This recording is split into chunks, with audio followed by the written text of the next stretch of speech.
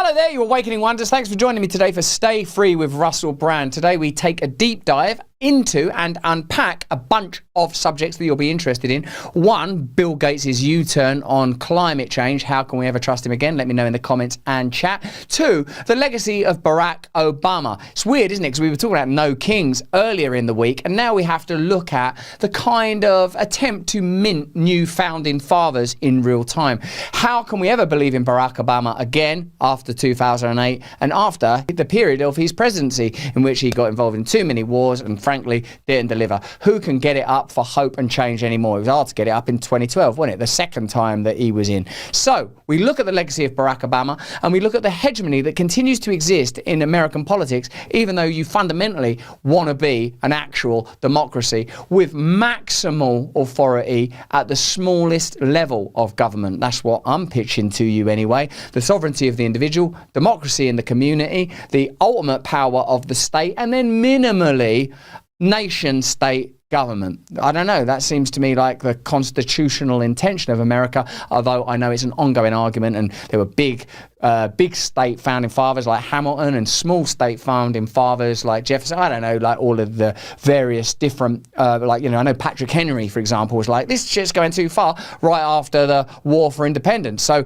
your country remains a great bastion and a great ongoing, as you always call it, experiment into what democracy could be. And that experiment ain't over, but it is at a pretty pivotal and important point as we face a crisis in confidence in government and a crisis in confidence perhaps in everything. Now, since Charlie Kirk has died, people are interested again in Christianity and Christ, and I wonder how you feel about Christianity being collapsed into, say, republicanism or individual strands within Christianity, e.g. Orthodoxy or, I don't know, Lutheranism, anything really. Like, what is it to love Christ these days? Anyway, amidst this crisis of faith, people won't believe in the orthodoxies that governments across the world are set up, like science and medicine. Those things are collapsing everywhere, sometimes with a detrimental cost, because science undertaken by men and women of good faith and good favour is obviously one of the greatest tools we've got. We'll be looking at the fact that in the UK, people that know the score won't take the shot no more. Doctors, nurses, people that work at hospitals are going, yeah, you're all right, thanks, I won't take that flu vaccine. Why is that? Because I've just probably seen too many heart attacks, experienced too many lives. We'll be getting into that in depth also. Hope you've watched our show earlier this week with Cheryl Hines, and I hope that you've acquired her book. Hope you've watched our video with Gavin de Becker. His book's right there. There's our Lord. There's Gavin de Becker. That's basically the Mount Rushmore that we sit in front of. I hope you've acquired that book and seen the interview that we did with him. Over the course of this show, you're going to learn a great deal about Barack Obama and the commerciality of politics. You're going to learn a lot about the collapse of faith in the orthodoxies of science, because orthodoxy without orthopracty is a long Latin way of saying bullshit, absolute bullshit, bullshit, bullshit. Bullshit, bullshit, bullshit. I don't even say that in the film. Oh, I'm out of snow. Bullshit, bullshit, bullshit. Or nor do I say, you sound like you're from London. So I'm really losing a lot of blood. You sound like you're from London. Paul Rudd, Kristen Bell, those are the people that get quoted at me.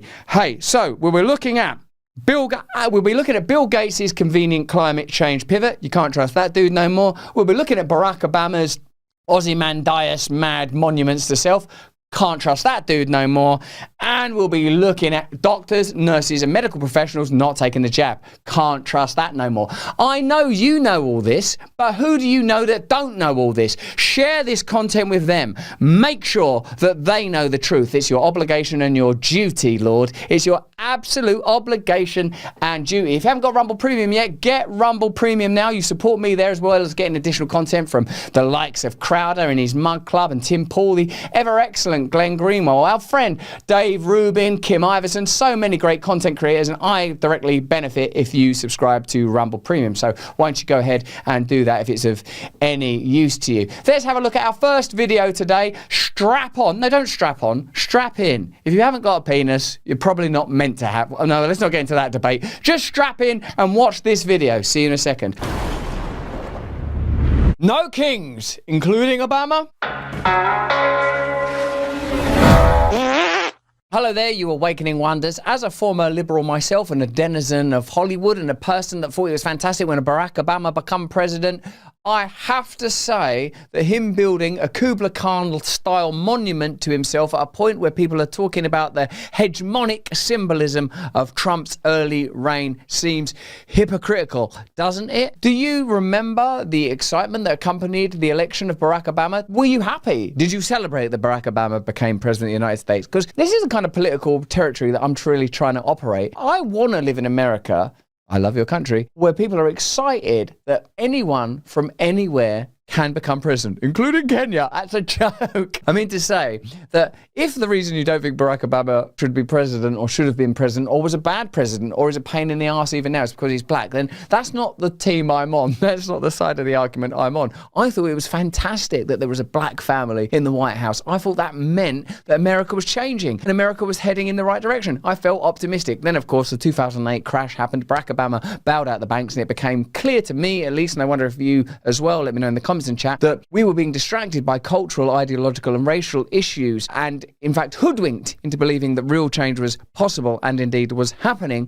while in fact it was business as usual. And as Glenn Greenwald points out in this post, that a US president leaves office knowing he wants to raise 1.5 billion from the country's richest people and largest corporations all so he can build a gigantic monument to himself is the incestuous sleaze and noxious self-dealing that people hate about the DC swamp. And that's in response to this Obama post. When the Obama Presidential Center opens next year, it will be a hub for change. Change. Remember that? Remember? I'm friends with Shepard Fairey. I hope I'm still friends. I loved Shepard Fairey. He made this poster, this famous iconic image. But what does that image mean now? He's still using that branding. A place for people to come from all over the world to come together, get inspired and take what they learn back to their own communities. Well, is that what it really is? Or is it a kind of icon to self? Think about these great and exciting and influential political leaders of the last 20 years. Bill Clinton, Tony Blair, Barack Obama. What were they about really? If you ask me, they were about making liberals feel good about themselves while global imperialism, commercialism and corporatism, materialism itself, the belief that what matters most of all is the material world, not spirit, not unity, not joy, not beauty, not solidarity, and certainly not God. All the things that they summons to the forefront of your mind. This is about equality, progress, brotherhood, kindness. All those ideas, they're in the mix, aren't they? But where are they when it comes to the way that these people governed and when it comes to their legacy? Let's have a look at some of the promo for the Barack Obama Presidential Center. Well, do you know what I need? A presidential center.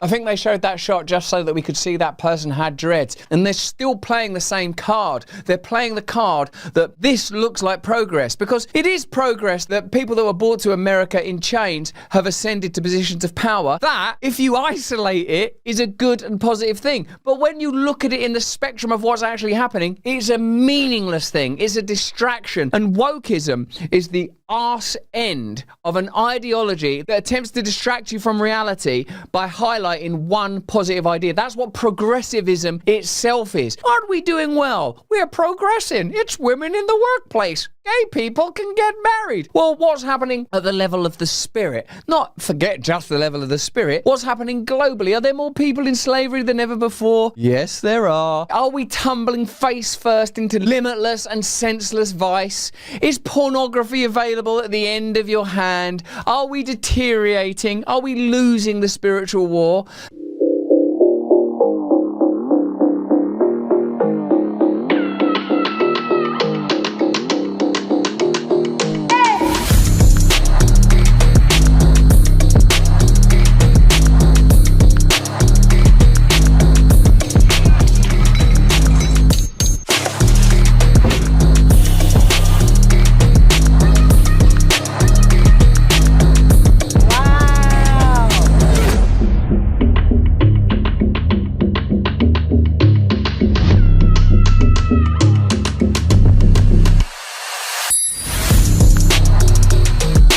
Of course, any endeavour and piece of engineering, whether it's the LA aqueduct or the Hoover Dam or space, like engineering feats and building, they are generally positive experiences. And I imagine if you're involved in this, like it feels like you're doing something fantastic and worthwhile. But are you though?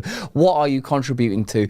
Is America continuing in ascendancy, fulfilling the ingenuity of the Constitution, or is America in degeneration and deterioration? I had a big argument with AI about this recently, where it attempted to say that biblical historical values could now be looked at almost as something we've transcended. But in a way, materialists have given us the perfect metaphor. Degeneration, deterioration. Over time, through entropy, matter appears to decay while the molecules move further apart. Is America getting better, or is America degenerating?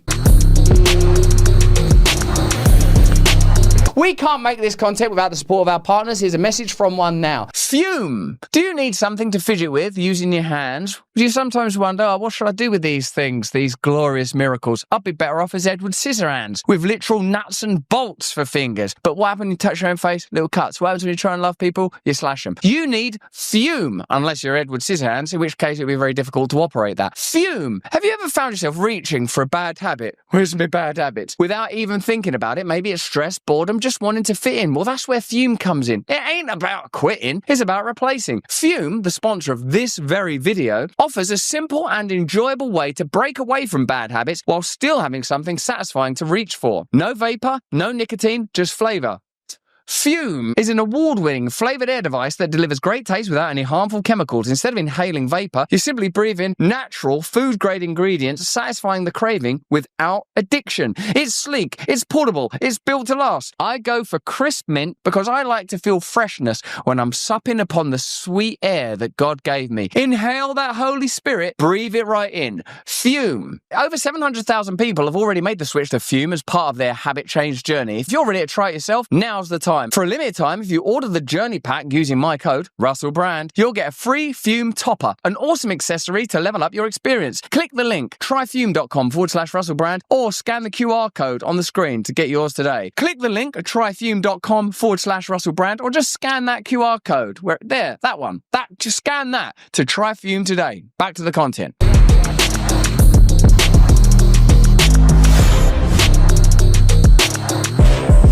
Obviously, it's being built in Chicago. Barack Obama's from Chicago, Hawaii, Kenya, whatever. I don't care. I don't care, honestly. I was into it. I'm into the idea that people can create glorious new monoliths like the Tower of Babel. Let's have a look what the people of Chicago think, though. Set to be open in April 2026, the Obama Presidential Center has garnered sharp criticism from Alderwoman Jeanette Taylor. She has lambasted the project over concerns that it's going to lead to gentrification of the neighborhood, pointing out that Chicago did not sign a community benefits agreement. A CBA is a legal contract which developers sign to ensure that a building project will protect affordable housing, the environment, and lead to local hiring. It can't even succeed in accordance with the ideology that it purports to be a part of. Do you note that? Like, the success of Obama is meant to be iconic of these types of ideas, but it can't even fulfill that. We're going to see the rents go higher and we're going to see families displaced, Taylor told the Daily Mail. Every time a large development comes to the community, they displace the very people they say they want to improve it for. Already, one resident, Kiana Butler, who's involved in at least 3 groups lobbying for more protections for the area as a result of the Obama Foundation, has said rent prices are already rising. But remember, of course, the Daily Mail was generally speaking inclined towards criticising projects of this nature. The Daily Mail's not your friend either, is what I'm basically saying. So what did Barack Obama represent? Well, let's have a look. Obama prosecuted more journalists using the Espionage Act than all the presidents before him combined. He arrested, jailed and tortured Chelsea Manning for revealing war crimes. Remember that? In the Julian Assange era. He repealed the Smith-Mundt Act, which now allows the CIA, FBI to directly propagandize American citizens and infiltrate unions, NGOs, school boards and organizations of any kind. He deported 3 million Hispanics and built the cages Democrats protested against under Trump. Do you see that people that believe in Barack Obama believe in an illusion? I know, because I was one of them. That's what's fascinating, is that Barack Obama is still out there acting like these facts aren't available anymore. And that's the problem. People that loathe Trump for the ICE raids and the deportations and see him as an object, an icon of the right, and let's have it right, fascism, Nazism, are failing to address that their own icons, by the metrics they use to damn Trump, would be themselves damned. And until people are able to take on that mindset, that purview, that Weltanschauung, that perspective, then we'll be trapped in an endless cyclone of hypocrisy, and we won't awaken to the deep truth of Christ. It doesn't matter if you vote for Democrats. It doesn't actually even really matter, particularly if you vote for Republicans, unless you in your heart are embracing Christ, unless you in your heart are attempting to deal with a deep truth, then you are just one more site of manipulation that they can maneuver around the chessboard of their perennial game of essenceless corruption. Obama took us from 2 wars to 7 wars while ramping up the drone bombings, killing innocent people left and right. He effectively repealed habeas corpus and gave the government the authority to jail people indefinitely. Obama is a myth pushed by the establishment and their bought media to make you think there was someone fighting for you while he was serving banks, Big Pharma, the MIC and the corporate masters. Excellent analysis from Jimmy Dore there. When Barack Obama spoke at Stanford University talking about the need for more censorship because of misinformation and malinformation, I realized that Barack Obama, like Tony Blair, like Yuval Noah Harari, is a convenient tool and pole to convey information that's useful to true power. In this instance, Barack Obama passionately conveys his belief that we need to be able to censor and control people. Who does he mean? He means people like me. He means people like you. Barack Obama here advocates for centralized control of information. What we should be advocating for is decentralization when it comes to currency and when it comes to information. Of course, there is the possibility that independent media of this type could lead to misinformation. If I sort of say, oh, you can treat yourself against COVID by eating dandelions and putting a condom on your head, that's wrong and hopeless, and hopefully you won't do it. But the fact that independent media voices are sometimes wrong, whether you're referring to David Icke or Alex Jones or Joe Rogan or whatever prominent online voices you might care to list, the idea that those voices should be censored indicates that there is a central authority that you can rely on, and Barack Obama is a representative of that central authority that you can rely on. What this post from Jimmy Dore points out, and what I would like to reiterate, is that the very forces and sources and resources that Barack Obama advocates for are more dangerous than MAGA populism and Trump, even if you detest them. They are a worse and more insidious form of authoritarianism and imperialism than the more vivid and lurid and vilified and condemned icons of the right, should we call them, like Trump. Understand, it's not necessary for people to believe disinformation in order to weaken democratic institutions. You just have to flood a country's public square with enough raw sewage. You just have to raise enough questions, spread enough dirt, plant enough conspiracy theorizing that citizens no longer know what to believe. That's really interesting. And I remember commenting at the time that equating independent media with raw sewage is a brilliant piece of rhetoric. And the claim that ongoing conversation means that centralized institutions of media can no longer control the debate is true. But that's not a problem. That's an advantage, because you shouldn't trust them when they're perpetuating war.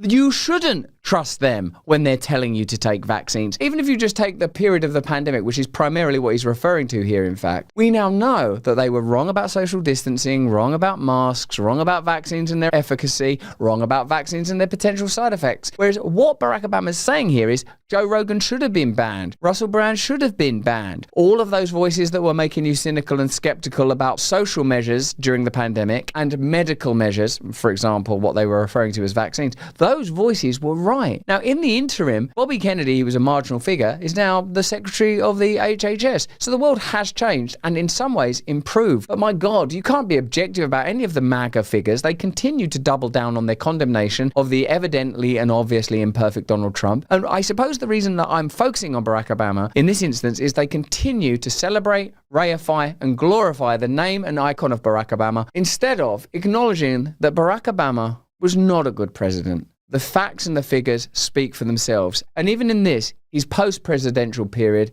he continues to focus not on meaningful social endeavors, although, gosh, I find it hard to identify what that could possibly be, but rather grandiose personal projects like monoliths to celebrate his own personal glory. Have you ever heard him come out and say, 2008 was a mistake, we shouldn't have bailed out the banks? Have you ever heard him say, the pandemic period revealed how little we can trust media, how little we can trust Big Pharma? Have you ever heard him say anything like that? You haven't, and you never will, because Barack Obama is one of the key poles, along with Tony Blair, Bill Gates, George Soros, that ensures that liberalism and the left remain in the thrall and capture of global imperial interests. Once they lose trust in their leaders, in mainstream media, in political institutions, in each other, in the possibility of truth, the game's won.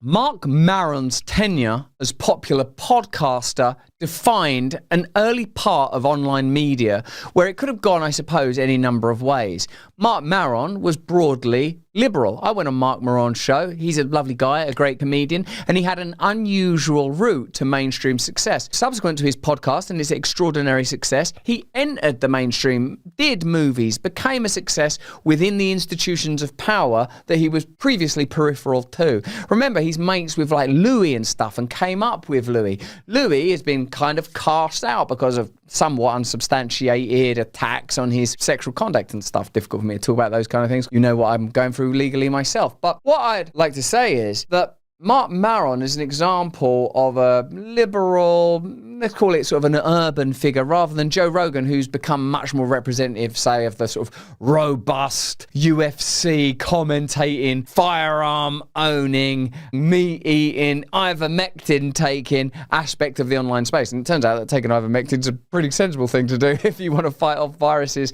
bacteria, and maybe even cancer. Who knows? We'll get into that on another occasion. But Mark Maron's interviews of Barack Obama kind of tent-poled his tenure and success. When he first went on, that was really interesting and impacted me personally. Have a look at this clip of me interviewing the then leader of the Labour Party, Ed Miliband, who now works in the government again under our current Prime Minister, Keir Starmer. Have a look at this quick clip. For me, and for a lot of people that don't vote, that's where that frustration emanates from. It certainly isn't apathy, Ed. It's a sense of, what's the point? Progress comes through people demanding change, Yes. politics responding, not all the way, and people pushing for that change to carry on. But without the politics, without government, the change doesn't happen. Ed Miliband did that interview with me because independent media at that time was on the ascent and rise, and politicians in the UK were beginning to recognise that they had to collaborate with online media pundits like me, and there weren't really many in the UK at that time. It wasn't long after that that a spate of headlines began to appear condemning me as a conspiracy theorist, right-wing, UK's Joe Rogan, and then, of course, in September 23, allegations and accusations generated in media using actors to play people making allegations was broadcast. We'll get into that on another occasion. But certainly it became clear that independent media was in the ascendancy, was significant, and was powerful. Here's Mark Maron interviewing Barack Obama towards the end of his time. And in a way, let's look at how media has changed and how Barack Obama has changed and how our trust in independent media, mainstream media, and figures like Barack Obama has altered in that time frame. That's not who we are. That's not our idea of America. We don't want masked, folks with rifles and machine guns patrolling our streets. Yeah. We want cops on the beat who know the neighborhood and the kids around, and that's how we keep the peace around here. We don't want kangaroo courts and trumped up charges. That's what happens in other places that we used to scold for doing that. We want like our court system and our Justice Department and our prosecutors to be, and our FBI to be, just playing things straight and looking at the facts and not meddling in politics the way we've seen lately. Now, just remember, see if you can hold in your mind that confidence, although the body language ain't great. He's like doing jiu-jitsu on himself there. Look at him. But have a look at that confidence and certainty. Now hold that in your mind with a Jimmy Dore post. Prosecuted more journalists using the Espionage Act, arrested, jailed, tortured Chelsea Manning, repealed the Smith-Mundt Act, deported 3 million Hispanics, built the cages, took the US from 2 wars to 7 wars, effectively repealed habeas corpus. Obama is a myth. I would like to believe in the Barack Obama that Barack Obama himself still appears to believe in. I did believe in it. During the inaugurations and celebrations and ascendancy of America's first black president, I was excited as well. But the difference is that I've now seen what Barack Obama represents. Even if Barack Obama himself doesn't know that, he must be aware that he took the US from 2 to 7 wars. He must be aware that they used the Espionage Act against Julian Assange. He must be aware that when he talks about misinformation and malinformation, he's talking about control. The myth of Barack Obama includes the idea that if America has a black president, that equates to an improvement of the social conditions of African Americans or Americans with less money or females or gay Americans or a whole host of minority Americans. Why Barack Obama is important and interesting, even if you don't like him, is because the ideology and mentality still prevails. He's still being celebrated, and like Tony Blair, is still in a position of significant power and influence.